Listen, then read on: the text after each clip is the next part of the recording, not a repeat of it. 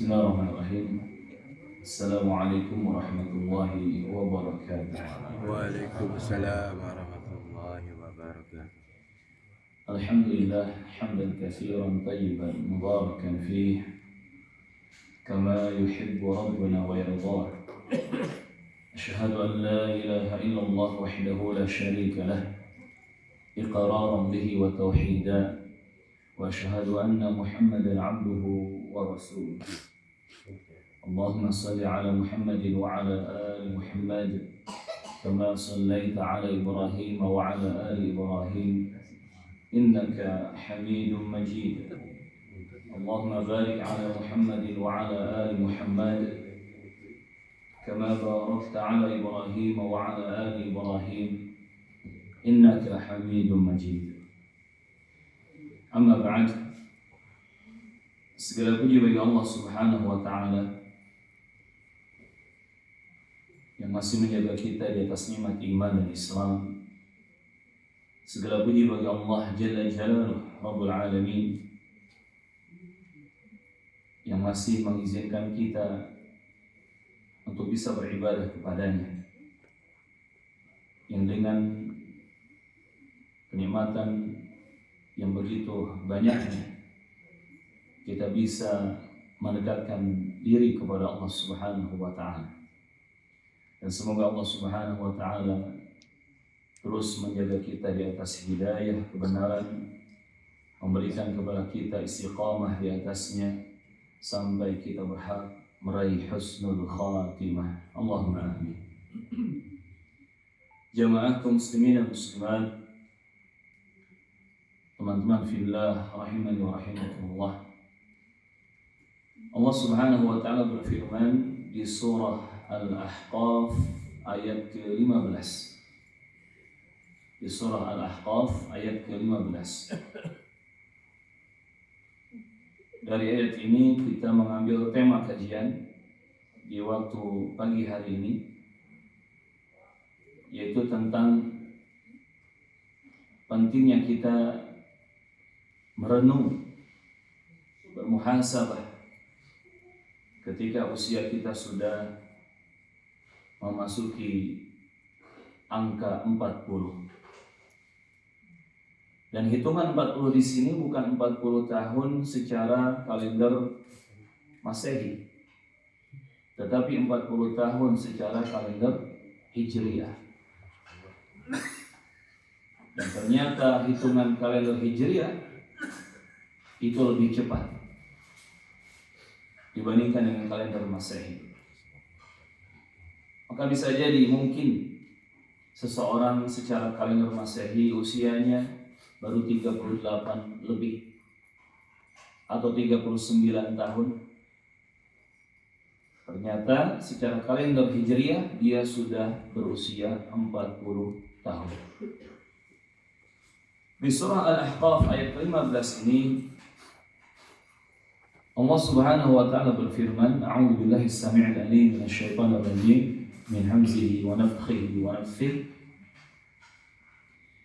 hatta idza balagha ashuddahu wa balagha 40 sanah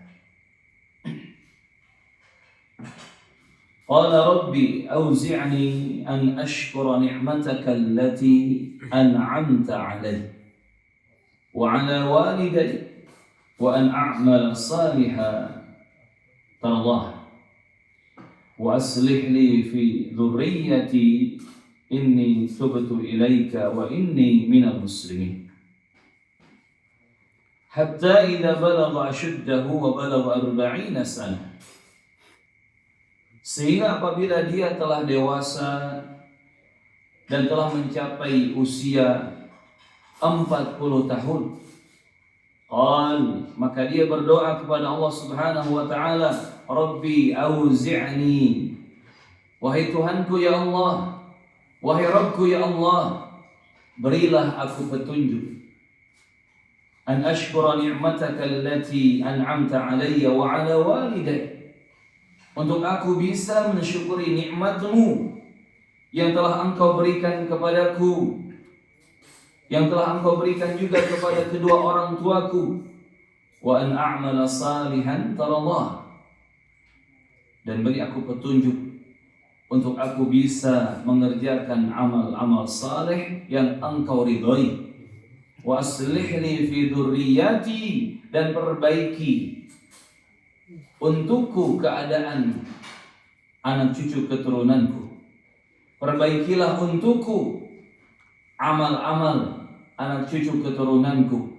Inni tubtu ilaika, sungguh aku bertobat kepadamu ya Allah.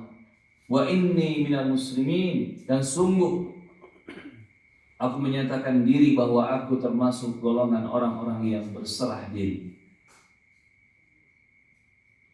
Kaum muslimin, teman-teman fillah rahimani wa rahimakumullah. Ini ayat yang luar biasa, mengingatkan kita agar betul-betul menyadari titipan usia dari Allah Subhanahu wa taala di kehidupan dunia ini, dan agar kita betul-betul melakukan evaluasi yang kemudian memperbaiki diri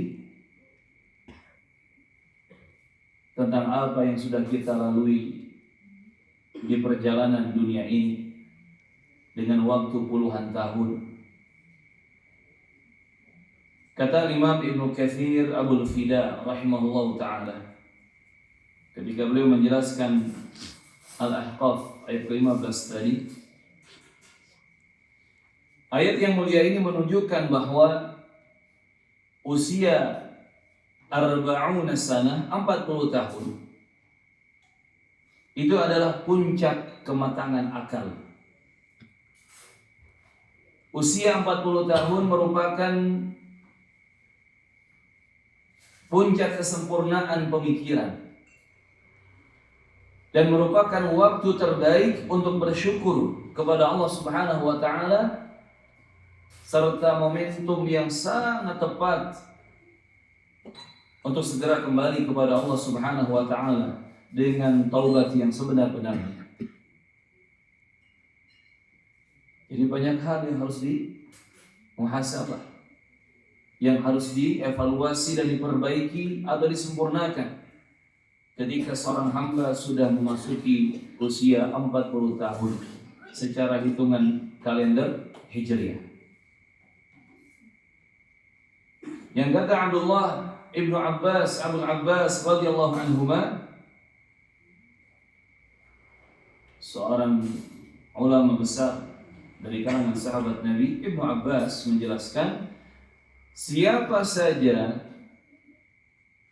balagh arba'ina sanah, yang telah sampai di usia 40 tahun, lalu kemudian amal baiknya, amal solehnya tidak mengungguli amal buruknya, maka bersiap-siaplah untuk menuju ke neraka Allah Tabaraka wa Ta'ala. Siapa yang sudah usianya sampai di 40 tahun, ya kalau kita 38, 39, tapi ternyata ketika dihitung-hitung, ketika dihisab, ketika dievaluasi, amal solehnya tidak mengungguli, tidak mengalahkan amal-amal salah. Amal solehnya, amal baiknya tidak mengungguli amal-amal yang buruk. Kebaikannya tidak lebih banyak daripada keburukannya. Falyasta'id ilan nar, maka bersiap-siaplah untuk menuju api neraka, wal'iyadu billah. Padahal sering kita ulang-ulang, api neraka itu panasnya, kata Rasulullah SAW, 69 kali lipat. 69 kali lipat lebih panas dibandingkan dengan panasnya api dunia. Allahumma ajirna minan nar, Allahumma ajirna minan nar, Allahumma ajirna minan nar. Maka ayat ini, jamaah rahimani wa rahimakumullah, merupakan pecut, merupakan cambuk untuk kita semua, berapapun usia kita sebenarnya, namun khususnya bagi kawan-kawan yang sudah mencapai usia di 40 tahun secara kalender Hijriah. Berarti yang kalau kita hitung hari ini, yang kemarin lahirnya di tahun 70-an akhir, di tahun 80-an awal, itu sudah harus mulai sadar, merenungkan dan bermuhasabah tentang kandungan ayat tadi. Apalagi yang sudah lebih dari 40 tahun. Ada saya mah sudah 50, sudah 60, sudah 70, komodei. Harus lebih merenung, harus lebih bermuhasabah. Yang baru sampai di usia 40 tahunan saja harus segera mengevaluasi diri. Apalagi yang sudah lebih dari itu usianya. Teman-teman fillah rahimani wa rahimakumullah. Lalu ada hikmah apa di balik usia 40 tahun itu? Sampai Allah Subhanahu wa taala menyebutkan tadi di dalam ayatnya, dalam firman-Nya, Al-Ahqaf ayat ke-15. Tadi secara umum sudah disinggung oleh Imam Ibnu Katsir rahimahullah taala. Namun kalau kita buka satu persatu hikmah yang pentingnya, maka ada beberapa hikmah yang perlu kita ketahui. Di antaranya yang pertama, jamaah rahimakumullah, di usia 40 tahun itu merupakan puncak kedewasaan ruh dan akal. Makanya disebutkan balagha asyuddahu, yang artinya mencapai kekuatan yang sempurna. Kekuatan yang sempurna secara fisik, secara batin, luar dan dalamnya.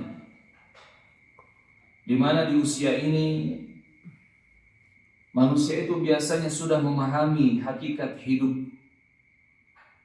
sudah merasa lelah dan capek mengejar dunia, yang kemudian mulai sadar akan kehidupan akhirat, kehidupan yang sebenarnya, kehidupan yang kekal abadi selama-lamanya. Di sini ada puncak kedewasaan akal dan roh manusia. Beda dengan orang yang usianya masih di bawah 40 tahun. 38 tahun ke bawah secara kalender kita sekarang di sini, itu kematangan dan kedewasaan rohnya, akalnya belum sematang orang yang sudah 40 tahun. Mungkin masih labil, mudah goyang, mudah goncang, mudah terbawa arus. Secara manusiawi memang wajar. Makanya di antara 7 golongan manusia istimewa yang nanti di padang mahsyar di hari kiamat diberi keteduhan payung naungan oleh Allah Azza wa Jalla ketika panas terik, sangat panas.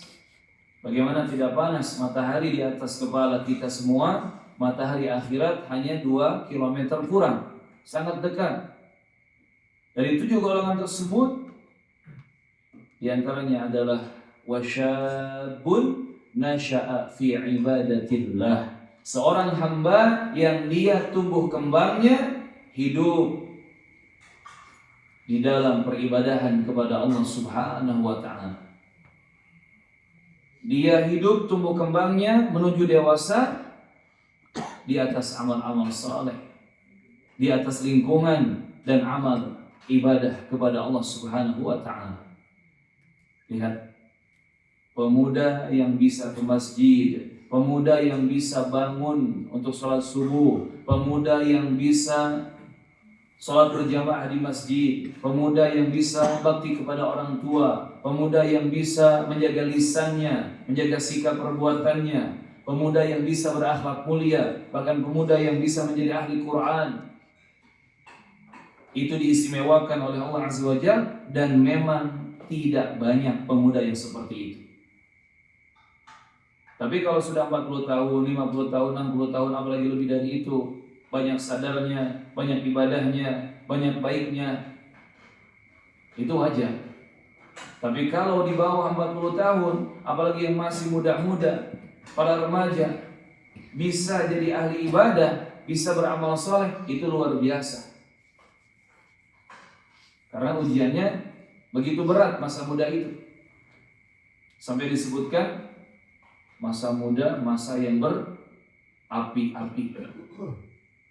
Ya kan, pernah dengar kalimat ini? Masa muda, masa yang berapi-api. Masa muda darahnya para remaja. Ya memang seperti itu. Bergejolak. Syahwat, hawa nafsu, bergejolak.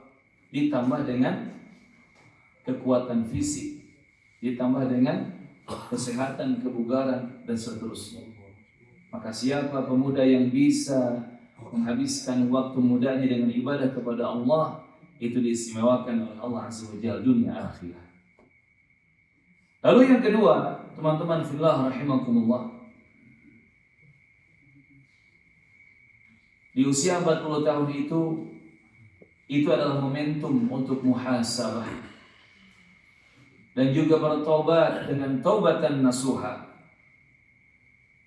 Momentum untuk muhasabah dan taubat dengan taubat yang sesungguh-sungguhnya.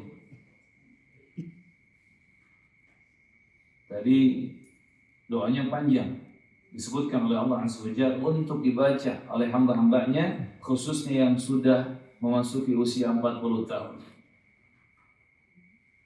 Rabbi auzi'ni an ashkura ni'mataka allati an'amta alayya, dan seterusnya. Sampai disebutkan inni tubtu ilaika, dan sungguh aku sekarang ini bertobat kepadamu ya Allah. Aku kembali ke jalanmu. Aku mengharapkan ampunanmu. Aku mengharapkan maafmu ya Allah.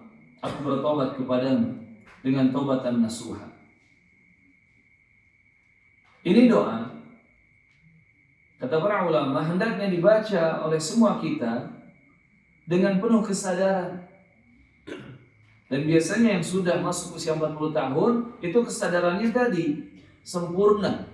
Kesadarannya muncul, sehingga dia ketika membaca doa yang istimewa ini, doa yang sangat indah ini, dia hadirkan kesadarannya. Hatinya sadar, pikirannya sadar. Maka bisa jadi ketika dia membaca doa ini, Rabbi auzi'ni an ashkura ni'mataka allati, sampai akhir, wa inni minal muslimin, dia baca dengan tetesan air mata. Apalagi mengingat masa lalunya, dosa di sini, dosa di sana, kekurangan ini, kekurangan itu, salah ini, salah itu. Terbuka ingatan dia tentang kesalahan-kesalahan yang dia lakukan.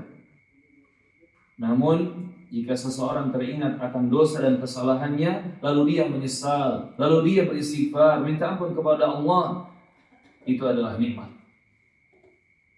Itu berkah, mendatangkan pahala. Tetapi jika teringat dosa dan kesalahan namun tidak diistighfari, tidak ditaubati, tidak disesali, itu yang namanya musibah. Itu keburukan. Sama seperti seseorang yang bisa beramal soleh, bisa ke masjid, bisa sholat berjamaah, bisa baca Quran, bisa bermajlis ilmu, tapi niatnya rusak. Tidak ikhlas karena Allah. Dia hadirkan riya atau sum'ah. Dia niatkan amal solehnya untuk selain Allah. Ini pun musibah. Ini pun musibah. Maka yang benar ketika bisa beribadah, beramal soleh, berbuat baik, luruskan niat ikhlas lillahi ta'ala semata. Dan kalau masa lalu pernah ada dosa dan kesalahan, ingat dosa dan kesalahannya, maka segera menangis, istighfar, taubat, dan juga sesali dosa-dosa tersebut di hadapan Allah Azza wa Jalla. Sehingga amal solehnya menjadi pahala, dosanya pun di masa lalu menjadi pahala. Dosa jadi pahala kalau disesali, ditobati, diistighfari. Apalagi setiap ingat dosa itu, terus istighfar, taubat kepada Allah Subhanahu wa taala. Nah, masa muhasabah yang paling tepat, jamaah rahimakumullah, ada di usia 40 tahun. Bahkan para ulama menyebutkan ini akhir kesempatan untuk kita bermuhasabah dengan serius di hadapan Allah Azza wa Jalla, yaitu di usia 40 tahun. Karena siapa yang di usia 40 tahun belum bisa juga taubat, belum bisa juga muhasabah, merenung, mengevaluasi diri, maka alarm bahaya berbunyi. Neraka menjadi ancaman bagi dia. Na'udzubillah. Seperti tadi ucapan Ibnu Abbas radhiyallahu anhu. Siap-siaplah menuju neraka jika usia 40 tahun ternyata amal baiknya tidak mengalahkan amal buruknya. Kemudian poin yang selanjutnya, poin yang ketiga, jemaah rahimakumullah, ada pelajaran di usia 40 tahun itu berkaitan dengan sosok Nabi Muhammad SAW. Ternyata itu menjadi puncak dakwah dan juga amanah bagi Rasulullah Muhammad SAW. Ini lebih menguatkan kita. Oh iya, ternyata usia 40 tahun begitu berharga dan harus dihargai. Lihat Nabi kita Muhammad, manusia paling mulia di atas muka bumi, bahkan mengalahkan seluruh Nabi dan Rasul alaihi wassalam. Manusia yang paling istimewa, yang akan membuka pintu surga pertama kalinya. Beliau, Nabi kita Muhammad sallallahu alaihi wasallam, kita ingat dalam catatan sejarah, diangkat menjadi Nabi dan Rasul di usia berapa? 40 tahun. Bukan 30 tahun. Bukan 20 tahun. Bukan juga 35 tahun. Padahal kan Rasulullah ini dari kecil, remaja, sampai dewasanya, sebelum usia 40 tahun, itu sudah menjadi manusia yang baik. Manusia yang sukses secara karakter, akhlak, dan perbuatan. Sampai beliau digelari apa? Al-Amin oleh orang-orang Quraisy. Al-Amin, seseorang yang jujur dan terpercaya. Al-Amin. Tetapi Allah Subhanahu wa taala menunggu Nabi Muhammad sallallahu alaihi wasallam sampai di usia 40 tahun baru diutus menjadi nabi dan rasul terakhir sallallahu alaihi wasallam. Ini menunjukkan bahwa usia 40 tahun adalah waktu kesiapan rohani yang paling tinggi untuk memikul amanah yang besar dari Allah Subhanahu wa taala. Termasuk banyak ulama yang mereka berusaha mematangkan dirosahnya thalabul ilmiyah itu sampai umur 40 tahun. Ketika sudah sampai di usia 40 tahun, baru mereka mencari calon istri. Beda dengan kita ya. Lulus apa kita target nikah? Kuliah S1. Bahkan banyak yang belum selesai S1 sudah nikah. Bahkan ada yang targetnya beres SMA saya mau nikah. Jadi SMA lanjut ke KUA, SMA KUA, SMK KUA, SMA atau SMK. Lihat para ulama sampai memikirkan kematangan dirinya. Seperti apa yang dilakukan oleh sosok Imam Ahmad bin Muhammad bin Hanbal Abu Abdullah rahimahullah. Beliau berusaha mematangkan keilmuannya. Walaupun sudah mengajar, berdakwah, terus mematangkan keilmuannya. Karena itulah ulama, itulah orang yang alim berilmu. Walaupun sudah punya ilmu, terus belajar lagi. Walaupun sudah mengajar, sudah berdakwah, terus belajar lagi. Sampai di usia 40 tahun, baru Imam Ahmad memutuskan untuk menikah. Disebutkan dalam riwayat hadis Al-Bukhari dan Muslim rahimahumullah taala bahwasanya Nabi pernah bersabda sallallahu alaihi wasallam, "Bu'ithu ana wa Adam bainar ruhi wal jasad."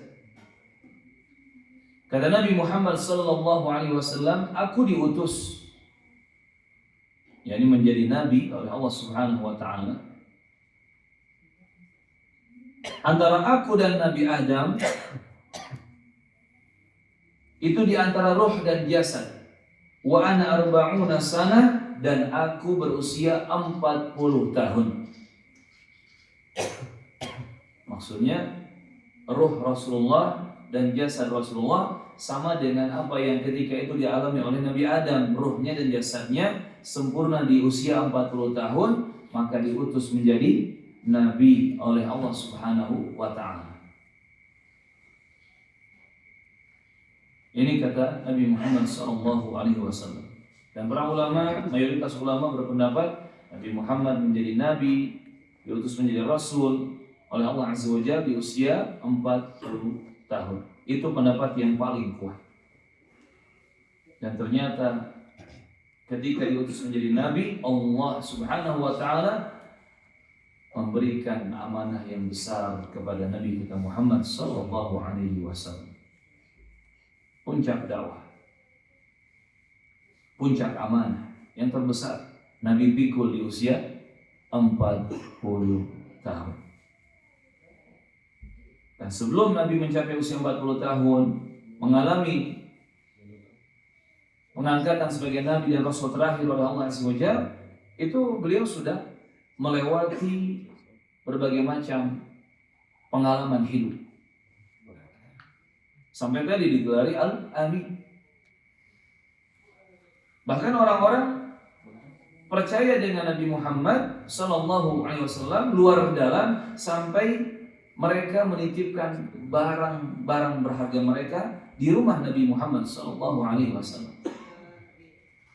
Karena mereka merasa dan menganggap tidak ada tempat yang lebih aman, yang dijaga dengan kejujuran dan penuh amanah kecuali rumahnya Muhammad sallallahu alaihi wasallam.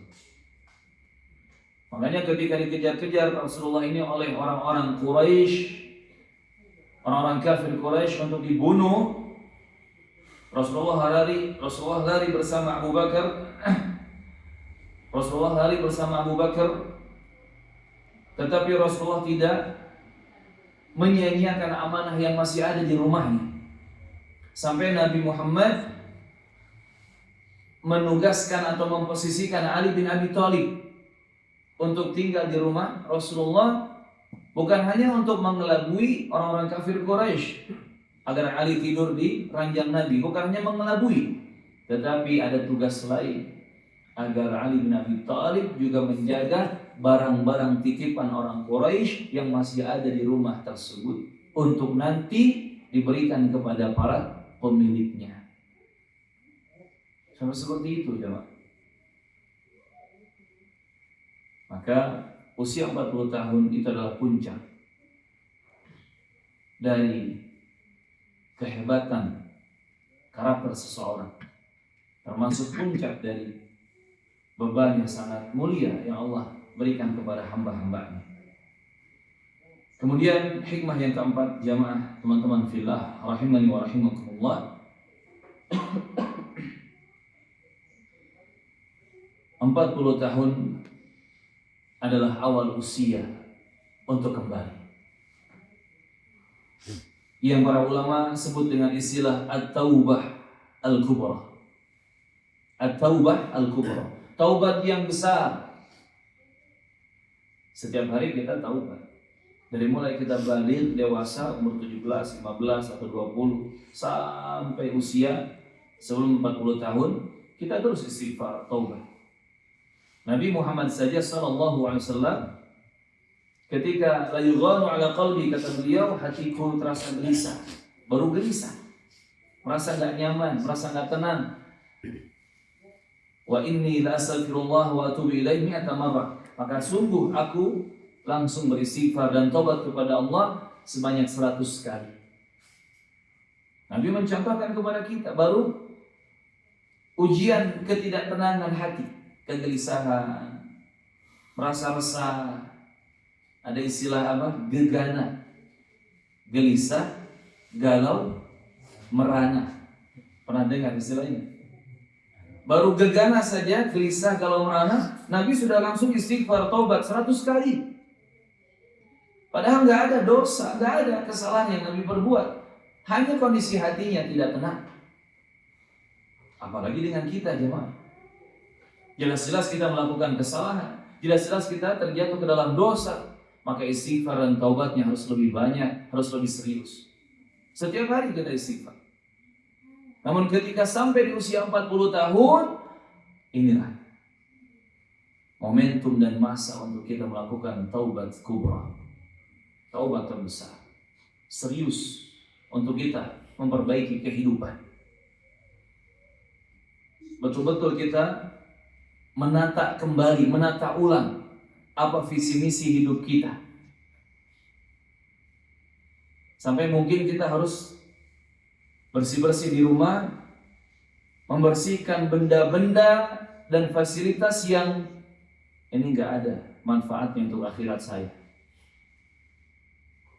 Pernah nggak kita di satu hari setelah sekian tahun kita beres-beres rumah, mulai dari kamar, nanti ke ruangan depan dan seterusnya. Kita beres-beres rumah, kita audit gitu. Oh ini punya ini, oh ini punya ini sudah nggak manfaat, dikumpulin dulu. Ini masih bermanfaat, disimpan, ditata rapih lagi.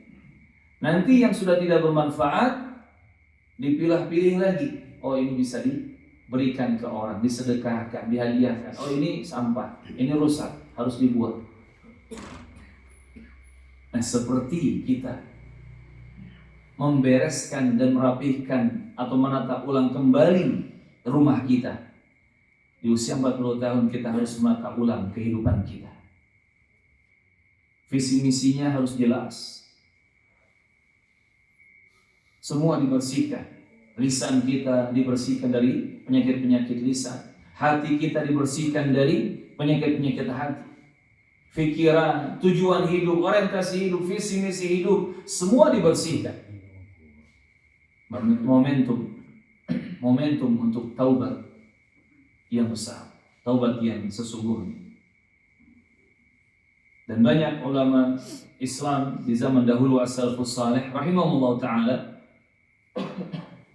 berpendapat jika seseorang di usia 40 sanah 40 tahun tidak bisa berubah, maka itu pertanda hatinya betul-betul akan menjadi hati yang keras. Qalbun qasi. Kalau di usia 40 tahun seseorang tidak bisa berubah menjadi baik, menjadi lebih baik, berarti itu tanda hatinya betul-betul akan menjadi keras. Wal'iyadzubillah. Kata Imam Al-Hasan Al-Basri rahimahullah ta'ala, siapa saja yang mencapai usia 40 sanah 40 tahun dan ternyata amalnya tidak membaik, perbuatannya, aktivitasnya, kegiatannya tidak membaik, maka bersiap-siaplah menghadapi hukuman dari Allah Subhanahu wa ta'ala. Mirip seperti tadi kalimat Ibnu Abbas radhiyallahu anhu. Ahibati fillah rahimakumullah. Maka mau tidak mau, paling terakhir jika masih ada waktu, usia, kalau sudah masuk di usia 40 tahun itu paling terakhir mun baong mah, yaitu akhir masa baong gitu. Kalau kata anak nakal, yaitu akhir masa untuk berbuat nakal. Kalau sudah usia 40 tahun sudah perbaiki segala sesuatu. Karena jika tidak, siap-siap hati kita menjadi keras, siap-siap untuk menghadapi hukuman dari Allah Azza wa Jalla, berbagai macam musibah, azab, bencana yang kemudian nanti dilanjutkan dengan hukuman dan siksa akhirat. Na'udzubillah. Na'udzubillah. Kita berlindung kepada Allah Subhanahu wa taala.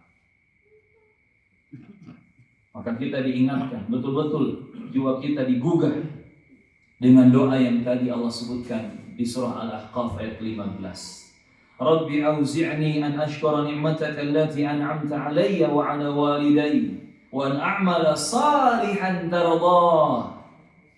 Nah ini, setelah bersyukur kepada Allah Azza wa Jalla atas nikmat yang Allah limpahkan kepada kita, kepada orang tua dan keluarga, lalu kita minta kepada Allah petunjuk, wa an a'mala salihan tardahu. Ya Allah, aku juga minta petunjuk, minta bimbingan, minta hidayah agar aku bisa beramal saleh, amal-amal yang Engkau ridhai ya Allah. Maka seriuskan permintaan kita kepada Allah, doa untuk minta hidayahnya, petunjuk bimbingannya. Termasuk seriuskan dirosah kita, thalabul ilmi kita, belajarnya kita terhadap agama, seriuskan. Justru semakin bertambah umur harus semakin semangat belajar agama.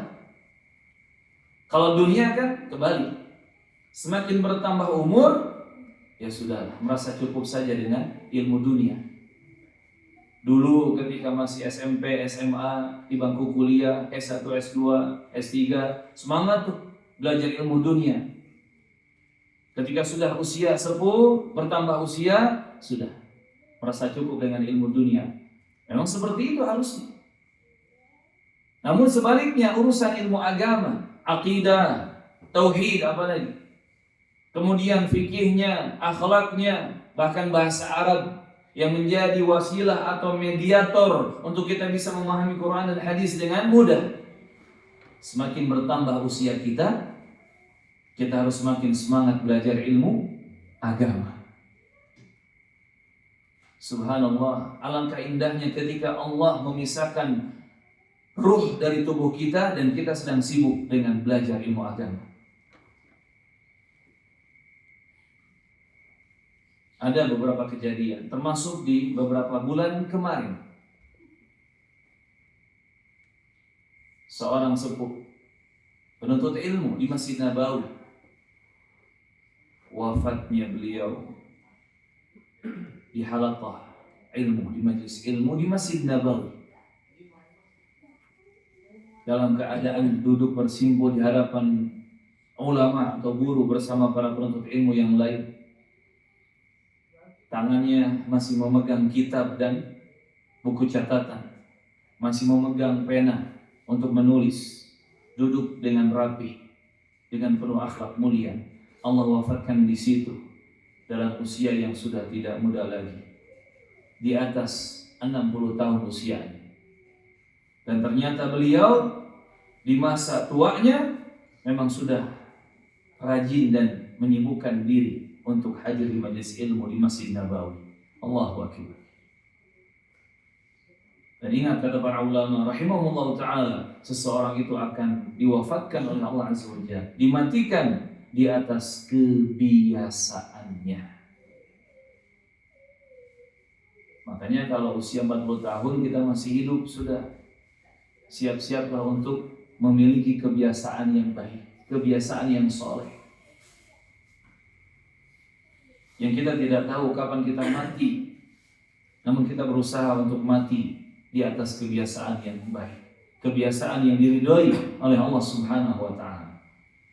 An a'mala salihan tardah. Aku ingin beramal soleh, mengerjakan amal-amal soleh yang Engkau ridhoi, yang Engkau restui, wahai Allah, wahai Rabbku. Maka dalam doa yang kita baca tadi, Al-Ahqaf ayat ke-15, ini doa yang mengandung banyak kebaikan. Ada doa pengakuan kita terhadap nikmat Allah, syukurnya kita atas nikmat hidup, nikmat hidayah, nikmat sehat, nikmat bahagia, nikmat keluarga, nikmat banyak kebaikan. Di sini kita berdoa dengan bersyukur kepada Allah Azza wa Jalla. Kemudian ada doa di sini kita minta petunjuk dan kemudahan untuk bisa beramal saleh di jalan Allah Subhanahu wa taala, mengerjakan amal-amal yang Allah ridhai, yang Allah syariatkan.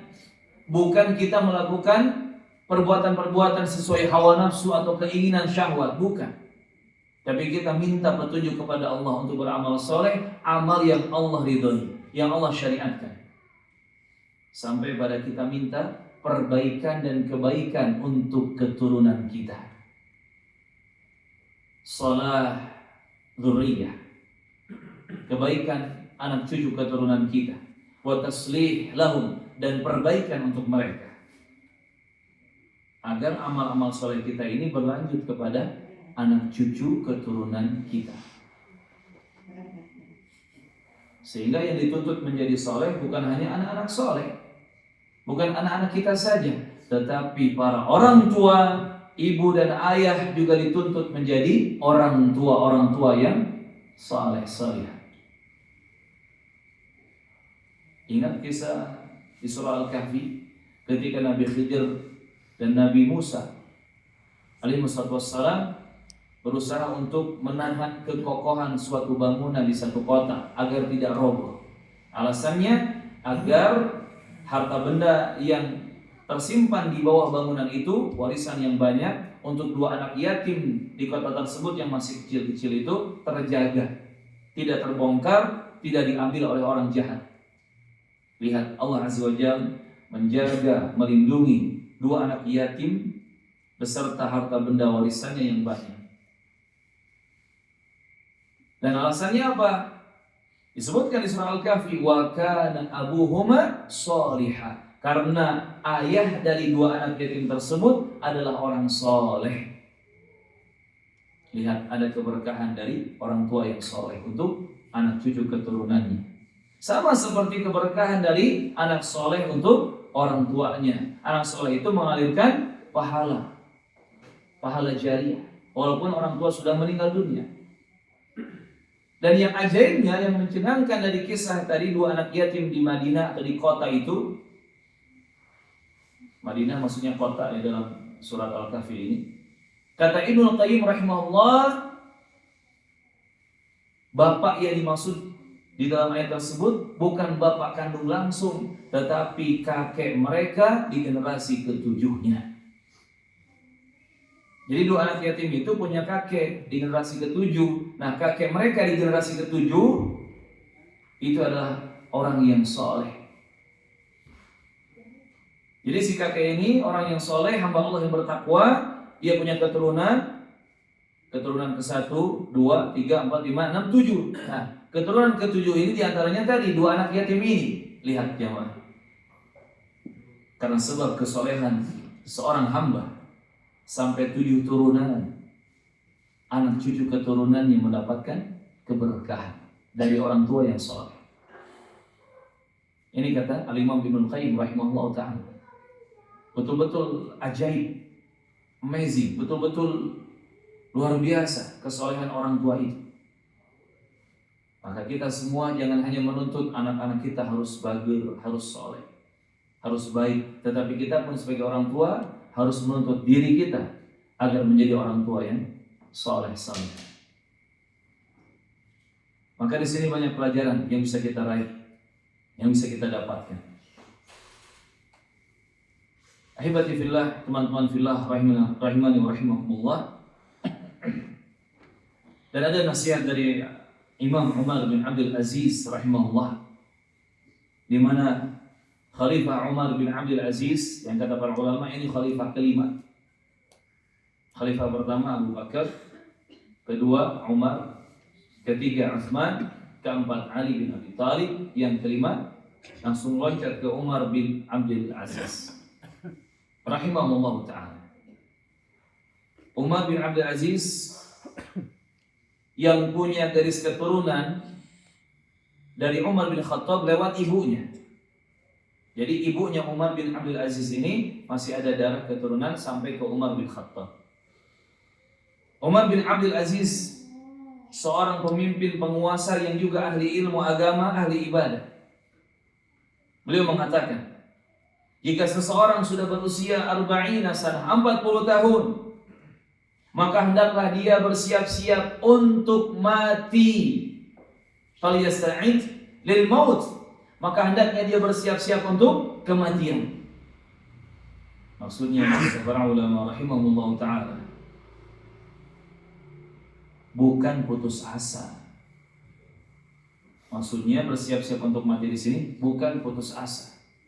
Tetapi maksudnya adalah bersiap-siap untuk mulai hidup yang baru, hidup dengan penuh persiapan untuk akhirat. Kan kematian tidak bisa kita hindari. Kematian hanya bisa kita hadapi. Namun harus kita hadapi dengan persiapan. Maka menghadapi kematian dengan persiapan ini bukan pilihan, tetapi ini kewajiban. Kita harus mempersiapkan bekal akhirat, bekal menyambut kematian, bekal terbaik. Dan itulah mukmin yang cerdas, kata Nabi Muhammad SAW. Ketika ditanya oleh para sahabat, ya Rasulullah, ayul mu'minina akyas, siapa mukmin yang paling cerdas, yang paling pintar? Nabi menjawab sallallahu alaihi wasallam, aktsaruhum lil mauti dzikra wa ahsanuhum lima ba'dahu isti'dadan. Mereka adalah yang paling banyak mengingat kematian dan paling bagus persiapan bekal untuk akhiratnya. Ini mukmin yang cerdas. Ulaika al-aqyas, kata Rasulullah. Mereka orang-orang cerdas, mukmin-mukmin yang pintar, yang benar-benar intelek, mukmin yang betul-betul cerdas dan pintar,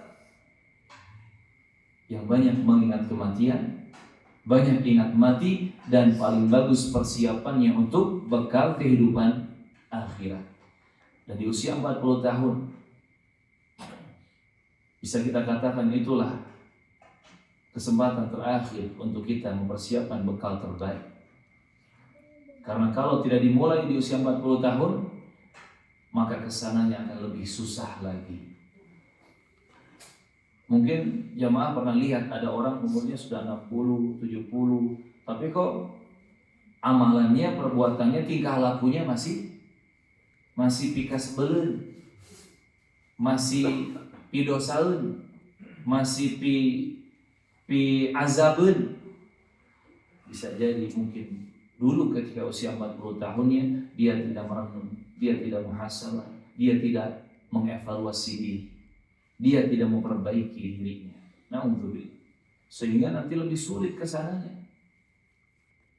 Kalau usia 40 tahun tidak berubah, lebih baik tidak berubah untuk mengikuti kebenaran, maka usia 45, 50, 55, 60, 65, 70, 75 dan seterusnya akan lebih sulit, akan lebih susah. Illa man rahimahullah, kecuali siapa saja yang dirahmati oleh Allah Subhanahu wa ta'ala, dan itu sedikit. Namun biasanya kalau di umur usia 40 tahun itu sudah mulai memperbaiki diri, nanti kesananya lebih mudah istiqomah. Masuk 45, 50, 60, 70 itu lebih istiqomah lagi. Biasanya seperti itu. Dan kata Imam Sufyan Ats-Tsauri rahimahullahu ta'ala, Imam Sufyan Ats-Tsauri pernah mengatakan, ketika aku berusia 40 tahun, maka aku malu kepada Allah Subhanahu wa ta'ala jika aku tidak mengetahui apa yang halal dan apa yang haram bagiku. Ya. Ini pengakuan dari Imam Sufyan Ats-Tsauri rahimahullah, sekaligus nasihat untuk kita semua. Ketika aku sudah berusia 40 tahun, sungguh aku sangat malu di hadapan Allah, sangat malu kepada Allah Azza wa Jalla jika aku tidak mengetahui mana yang halal bagiku dan mana yang haram untukku. Jika aku tidak bisa membedakan halal dan haram di usia 40 tahun, maka sungguh rasa maluku begitu besar di hadapan Allah Azza wa Jalla. Malu campur takut. Takut kena azab dan hukuman serta musibah dari Allah Azza wa Jalla. Makanya target harusnya di kehidupan manusia itu sebelum usia 40 tahun saya atau kami sudah khatam, sudah selesai belajar ilmu syariah. Minimal tentang halal dan haram. Sehingga tahu dan bisa membedakan mana minuman yang boleh, mana yang tidak boleh. Mana makanan yang halal, mana yang tidak halal. Mana perbuatan, aktivitas, kegiatan, pekerjaan, apalagi profesi, apalagi yang halal dan yang haram. Sehingga dibedakan. Itu targetnya kalau bisa sebelum usia 40 tahun sudah paham syariat. Tapi bagi yang terlambat, 40 tahun mungkin menjadi awal perjuangan belajarnya. Nggak jadi masalah. Seperti yang dilakukan dan dialami oleh Al-Imam Ibnu Hazm rahimahullah ta'ala. Al-Imam Ibnu Hazm rahimahullah ta'ala itu beliau mulai sadarnya, mulai bahkan belajar agama dari dasarnya itu di usia 40 tahun. Tapi alhamdulillah beliau manfaatkan momentum 40 tahun itu. Mulai tobat, mulai sadar, mulai memberikan perhatian kepada ilmu agama, belajar sampai akhirnya setelah beberapa tahun kemudian bisa menjadi ulama dan ahli ibadah. Makanya kata para ulama, wajar kalau pendapat-pendapat Ibnu Hazm rahimahullah ada pendapat-pendapat yang marjuh, yang lemah. Dan kalau kita bahas nih perselisihan pendapat, ini ulama yang membolehkan, ini yang tidak membolehkan, ini yang menghalalkan, yang mengharamkan dalam permasalahan yang diperselisihkan oleh ulama. Itu ternyata pendapat Ibnu Hazm banyak yang jatuh kepada pendapat yang marjuh, yang lemah. Wajar, karena ternyata beliau mulai belajarnya dari usia 40 tahun. Namun, kebaikan beliau lebih banyak. Pendapat beliau yang kuat, yang sesuai dengan dalil yang sahih lebih banyak. Sehingga tetap beliau dimuliakan sebagai salah satu ulama Islam rahimahullah ta'ala. Jadi kalau tidak bisa mentargetkan sebelum usia 40 tahun selesai saya belajar ilmu syariah, minimal mulai sekarang di usia 40 tahun ini langkah baru atau langkah awal saya belajar ilmu syariah. Maka teman-teman fillah rahimani wa rahimakumullah, kesimpulan dari hikmah atau misteri yang ada di balik usia 40 tahun. Usia 40 tahun adalah batas kesadaran rohani seseorang, tanda kedewasaan akal, dan juga merupakan awal tanggung jawab yang besar di hadapan Allah Subhanahu wa ta'ala. Maka siapa yang belum kembali kepada Allah di usia 40 tahun ini, berarti hatinya tidak juga matang. Dan tadi sebaik-baik amal di usia 40 tahun ini, paling tidak ada 4 amal yang harus kita pertahankan, kita perjuangkan. Yang pertama, banyak-banyak bersyukur kepada Allah atas nikmat-nikmat yang ada. Alhamdulillah wa syukrulillah. Alhamdulillah alladzi bi ni'matihi tatimmus shalihat. Alhamdulillah, perbanyak syukur kepada Allah Azza wa Jalla. Dan bukti syukur kepada Allah bukan hanya lisan mengucapkan hamdalah saja, tahmid saja, tetapi dibuktikan dengan kita menggunakan nikmat-nikmat yang ada untuk semakin melakukan ketaatan dan amal saleh. Itu bukti syukur yang paling tinggi. Yang kedua, amalannya adalah taubat. Perbanyak taubat kepada Allah Azza wa Jalla, istighfar kepada Allah Azza wa Jalla, minta ampun, minta maaf dari masa lalu kita. Entah kemarin sore, entah bulan lalu, entah tahun kemarin, entah 5 tahun atau bahkan puluhan tahun yang lalu. Perbanyak taubat dan istighfar kepada Allah untuk masa lalu kita. Perbanyak taubat dan istighfar. Yang ketiga, perbanyak amal-amal saleh yang Allah ridhoi.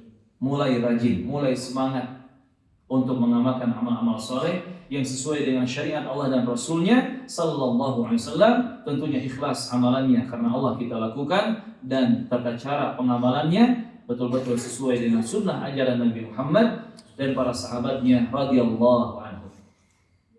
Salatnya lebih dijaga, bahkan ditambah setelah yang wajib dengan yang sunat-sunat. Puasa Ramadannya lebih dijaga, berkualitas, ditambah dengan puasa-puasa sunnah. Zakat malnya, zakat ini dan itunya kita keluarkan, kita tunaikan, bahkan ditambah dengan sedekah yang banyak. Termasuk menjaga lisan. Lisan lebih diperbaiki, menjaga hati lebih diperbaiki. Termasuk masalah akhlak dan karakter. Kalau sebelum usia 40 tahun kita emosian, kita asobia, kita ini ikut amarah, kita ini ikut hawa nafsu, usia 40 tahun berubah.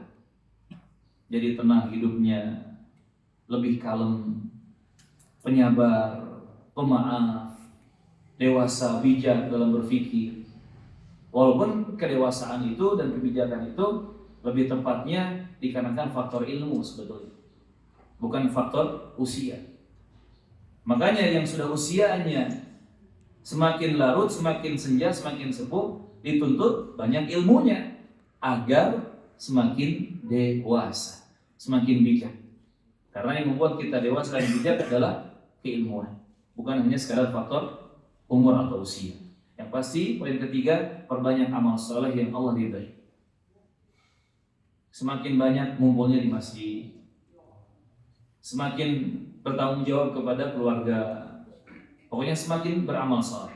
Yang keempat, terakhir, hendaknya memperbanyak doa. Doa kebaikan khususnya untuk diri kita dan keluarga. Secara umum, doa kebaikan untuk seluruh kaum muslimin. Seperti doa Nabi Ibrahim yang tadi kita singgung di dalam salat, Rabbana ighfirli wa liwalidayya wa lil mu'minina yauma yaqumul hisab. Wahai Rabb kami, ya Allah, ampuni dosa-dosaku, ampuni dosa-dosa kedua orang tuaku, dan ampuni dosa-dosa kaum muslimin, kaum mukminin di hari tegaknya hisab perhitunganmu, ya Allah. Banyak berdoa kebaikan kepada Allah Azza wa Jalla, khususnya untuk kita dan keturunan kita, secara umum untuk kaum muslimin. Apalagi di hari-hari ini, jamaah rahimakumullah, jangan lupakan saudara kita kaum muslimin yang masih berjuang di Suriah.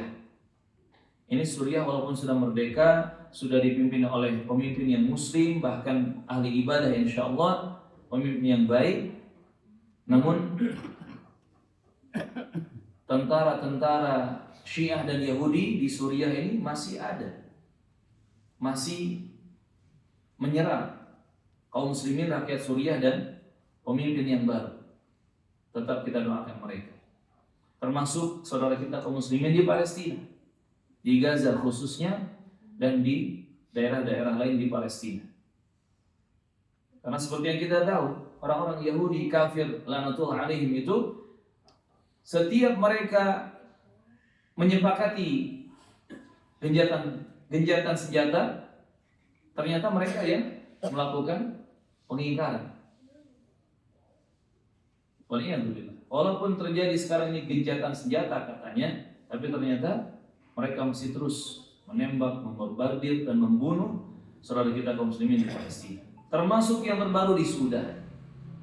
Di Sudan, yang mana para penjahat di Sudan juga tidak lepas dari orang-orang Syiah dan orang-orang Yahudi. Kita doakan saudara kita kaum muslimin al-mustad'afin, mereka yang lemah, mereka yang dizalimi, mereka yang dijahati, agar Allah Azza wa Jalla menguatkan mereka, menolong mereka, dan mengganti perjuangan mereka atau apa yang mereka kehilangan darinya dengan surga Allah kelak di akhirat. Allahumma amin. Banyak mendoakan kebaikan untuk mereka. Kami tutup kajian di pagi hari ini dengan kesimpulan dalam beberapa kalimat secara sajak atau puisi. Arba'una 'aman tamdi fayaghdu al-qalbu basira, yara ad-dunya dhillan za'ilan wal akhirata masira, fayad'u rabbi awzi'ni syukra ni'amak kathira wa taubatan nasuha tuzakkil qalba tadhira. 40 tahun berlalu, mata hati mulai terang, dunia tampak fana, akhirat jadi tujuan. Lalu hati berbisik lembut dalam doa, ya Rabbku, ya Allah, tuntun aku untuk bersyukur dan kembali dalam taubat yang Engkau cintai. 40 musim telah berlalu. Daun-daun waktu berguguran perlahan. Jejak langkah muda memudar di pasir, meninggalkan suara hati yang kini lebih dalam. Dulu dunia tampak gemerlap, tawa dan ambisi menari di ujung mimpi. Kini mata hati menatap langit, menyadari semua itu fana. Semua itu fana, semua akan pergi. Telah sampai pada gerbang 40. Di sanalah akal matang, ruh pun teduh. Dan dari bibir seorang hamba mengalun lirih, Rabbi auzi'ni an ashkura ni'matak. Ya Rabbu ya Allah, tuntun aku untuk mensyukuri nikmat-nikmat-Mu. Kini bukan lagi tentang dunia, bukan tentang siapa yang memuji, tapi tentang sujud yang khusyuk dan hati yang pulang setelah lama berlari. 40 tahun adalah cermin antara syukur dan taubat, antara masa lalu yang penuh debu dan masa depan yang berharap ridho-Mu. Di usia ini, mata tidak lagi mencari gemerlap, tapi cahaya hidayah yang menenteramkan. Tangan tak lagi menggenggam dunia, tapi merangkul doa dan amal kebaikan. Maka wahai jiwa, inilah waktu untuk kembali. Jangan biarkan hati mengeras seperti batu, karena siapa yang tak berubah di usia ini, kata salaf, mungkin takkan lagi mampu. Maka sujudlah. Sujudlah dengan air mata syukur dan penyesalan. Katakan pada Rabb yang maha lembut, inni tubtu ilaika wa inni minal muslimin. Sungguh aku bertobat kepadamu ya Allah, dan aku termasuk orang-orang yang berserah diri, muslimin. 40 tahun bukan akhir, tetapi panggilan. Panggilan menuju hidup yang sejati, menuju cahaya yang abadi, menuju Allah Rabbul Izzati, satu-satunya tujuan yang hakiki. Semoga Allah Subhanahu wa taala memudahkan kita untuk memperbaiki diri, untuk terus istiqomah di atas hidayah kebenaran sampai kita berhak meraih husnul khatimah.